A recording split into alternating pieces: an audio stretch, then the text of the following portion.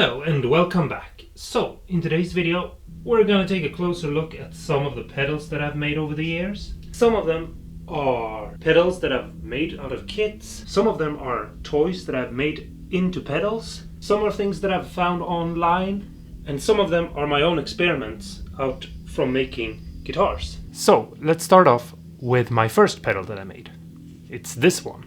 It's a big Muff Clone, and it was actually a horrible mistake to start off with. I found this kit on eBay and I decided that I was going to start building pedals. I thought it would be an easy way to get into it. It took me months to make it. I actually planned building this pedal to be the first video on my YouTube channel.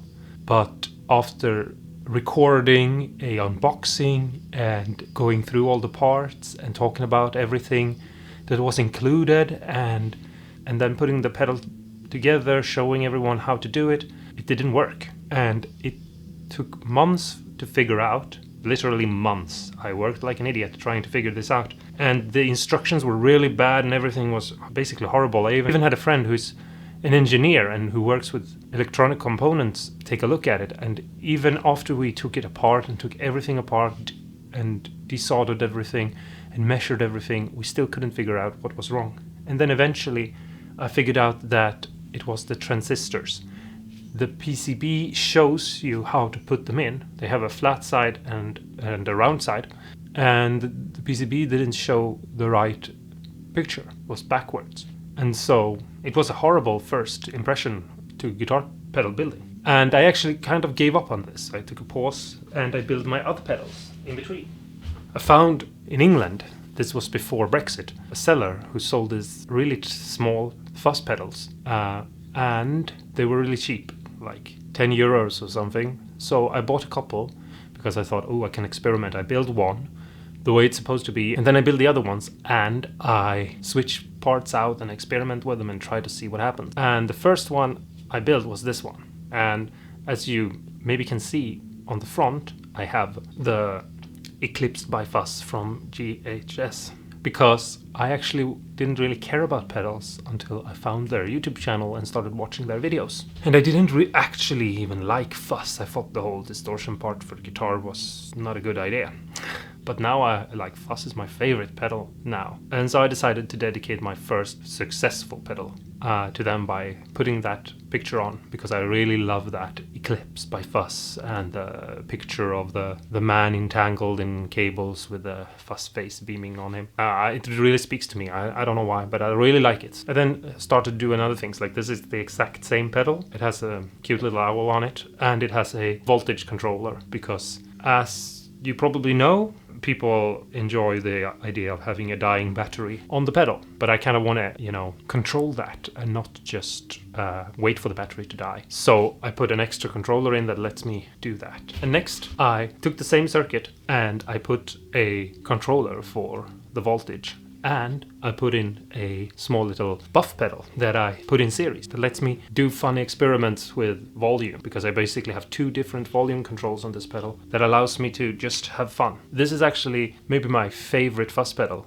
I named it Gnarl Fuzz and put a little gnarl on it because they are super cute animals and I love it. I started getting into circuit bending and modifying pedals. And the first thing I did was my Barbarella, which is just a TC Electronics baseball that I have added switches to. And it's kind of hard to explain what they do, because they just basically changes the parameters inside the pedal a little bit. This one is more fun to look at because it has the aesthetics of the Barbarella film poster on it, which is cool, but other than that, it's not really that interesting. If you're a subscriber, you've probably maybe seen this. It was done a couple of weeks ago. I showed you my freeze pedal. That was the next step. I just started to wonder, how could I make this pedal better? How could I make it work more for me? And so what I did was I added 2 output jacks. And there's a video if you're interested in how to do this. And one lets me have wet out only, and one lets me plug in an expression pedal. I then found Velman, which is a company that make electronics components. They make kits that you can put together to build things that you might need. Most of them are for like controlling voltage in like cars or alarms or, you know, things like that. But they have two kits, and one kit is for a voice changer that makes your voice sounds like a robot. And all I did was I put it into an enclosure and I wired in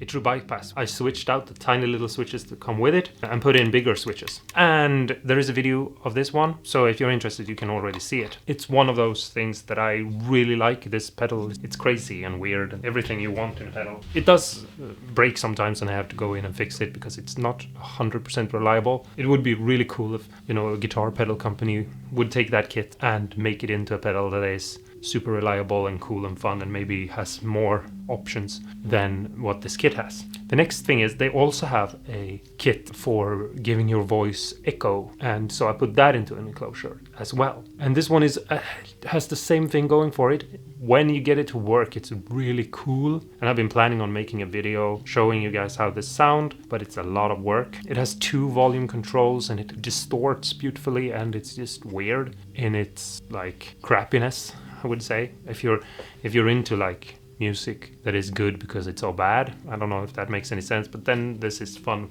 for that case. I then moved on to rehousing pedals because I had pedals that had seen better days. And if you've seen my video on Behringer pedal enclosure, then you've seen this one already and you know what it looks like, and we don't really need to talk more about it. It was one of those times again where I felt like I was gonna stop making pedals because I wasn't having any luck with it. I was taking things out and putting things back in and changing values and trying to figure out a way to bypass some of the weird things going on in this pedal.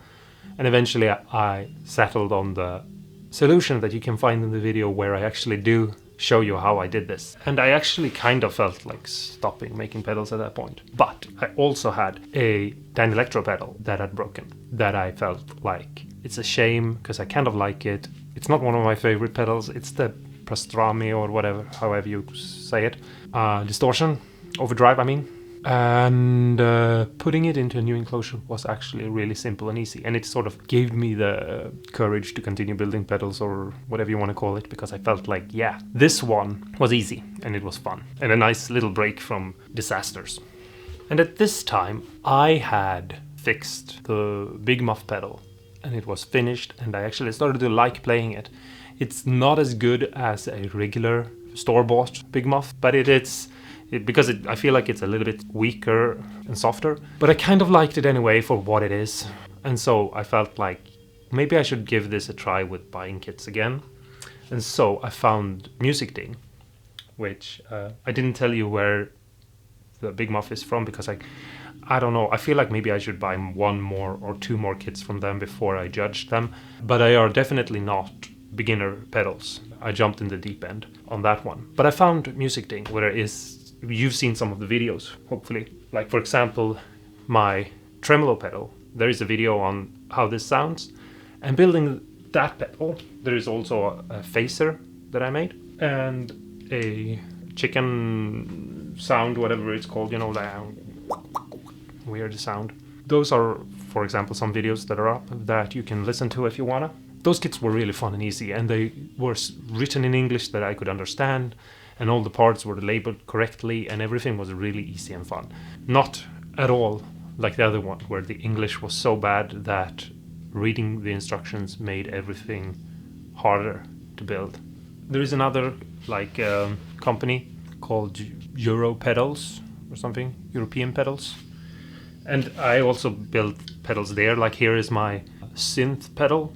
It's basically supposed to make your guitar sound like it's from a Game Boy or something, you know. And if you wonder why I have a tape here, it's because I have a crazy LED that I want to put in, but I need to like create a shape that I want to use. And so when I'm done with that, I'll demo that pedal as well. I want to demo all the pedals and have demos of everything. But I also bought a kit there that lets me have a clone version of the slow gear from Boss, which is a rare, weird pedal that makes your guitar sound kind of like a violin. And I don't know why, I've always loved the idea of making my guitar not sound like a guitar, but sound like something crazy and weird.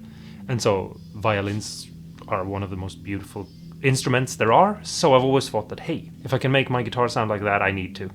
So I started making that. And this is one of those kits. It's also from European Pedals that I love. The same thing with this one, and it's one of the latest ones I've made. It's also from Music Ding, and the enclosure is actually from a weird eBay store that disappeared from Italy that have all these weird shapes. So there are gonna be some pedals showing up that have weird enclosures, and sadly I can't get any more of them, so at least not for now. So yeah, sorry about that. This is an ugly face, and it's actually kind of funny.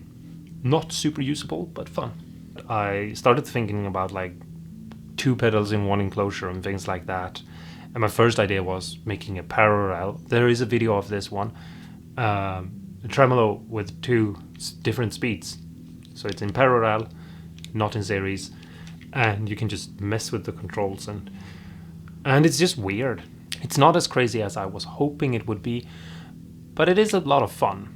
And you can sort of make the pedal not really know where it wants to go because you're set one of the controls very high and one very low, and by doing that you sort of makes it almost distort. Now I'm making this video because I kind of want to show some fun things, and I also want to inspire you to start making your own pedals and experimenting with the electronics and things like that. And there's going to be more experiments and crazy stuff. Actually, one of the most fun things for me is trying to see what I can do. I love building guitars, but they're basically just pieces of wood with strings on them, in their simplest form at least. So finding new and different things to do with them is interesting. And the same thing goes with pedal. All of a sudden, I don't really know why, the whole world started talking about the Clone Centaur. And I never really paid that much attention to that pedal, mostly because I was never really into like dirty sounds. I've always been sort of going for like etherical, you know, super clean delays and reverbs and modulations. But anyway, everywhere I was looking on YouTube, everyone was talking about them, and I started watching more and more videos about them. And finally I decided maybe I should have one and try them, because, you know, and I don't want to get into the whole like, are they overrated or not, but I made my own, and I decided to make it have a enclosure of wood. Now there are videos where you can see me build this, and it was a lot of fun. And I actually, again, this is one of those pedals where I first didn't think much of them, but now I really love this pedal. And it has to do with the fact that I've made it, and it's wood, and I love wood, but it's also a really interesting circuit. Like, I don't know. I understand that people are like, I don't want to pay, you know, 400,000 euros for a pedal. I get that, but they're not overrated. They're actually really, really cool. Doesn't mean you have to, you know, that you can't buy a knockoff, but they're cool, and that's all I'm gonna say about them. They're cool. So yeah, if you're interested, go watch the series where I make this. It was a lot of fun. I started wondering, like, how can I help people learn how to build pedals? Because electricity and, you know, small components and things like that seems to be something people worry about. They don't want to put anything in the wrong place and maybe fry themselves. You can't really hurt yourself on a pedal. It's only a 9-volt battery. It'll be fine, just so you know. So I was thinking maybe I could make pedals that are really easy to make, and that could let you be, you know, if you don't have any experience, let you be creative and have fun. And that's where I made this one, which is my stutter effect pedal. And there's a video of me making it, and it's super simple and easy. And all you have to do is drill some holes, like one hole here, and one hole there, and one hole there. And you can wire in a LED if you want to, but there's really no point. And I've just put some electrical tape on it to make a symbol, to make it look fancy. You don't have to do that. I did that to show how easy it is to make, and that you can like do a lot with very little.